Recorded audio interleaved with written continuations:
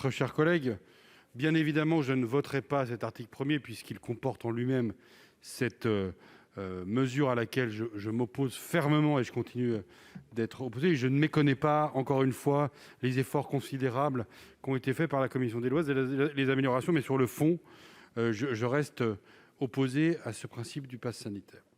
Il y a une question qui n'a pas été abordée dans nos débats, c'est la question de l'âge. À partir de quel âge ce pass sanitaire sera exigé? Dans les discussions que j'ai pu avoir et dans cette précision que j'ai pu avoir informellement auprès du gouvernement, on m'a évoqué la question de 11 ans. Eh bien, mes chers collègues, je trouve que c'est beaucoup trop tôt dans la vie d'un enfant d'exiger, alors que la vaccination n'est pas encore ouverte pour les enfants, d'exiger la réalisation d'un test PCR, ou alors un enfant qui aura eu un certificat de rétablissement.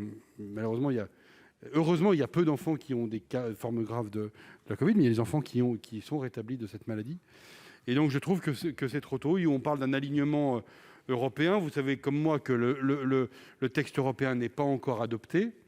Et donc, je trouve que dans nos débats, on devait avoir ce moment de discussion, non pas sur les jeunes qui auront une difficulté à se faire vacciner avant l'été et à pouvoir bénéficier du coût de cette contrepartie de la vaccination qui est le sésame, le pass sanitaire, mais de parler des très jeunes, c'est-à-dire des enfants entre 11 et 18 ans, pour lesquels on exigera, pour qu'ils aillent dans un certain nombre d'endroits, la présentation de ce pass sanitaire. Je trouve encore une fois que c'est trop tôt, donc je voterai contre cet article.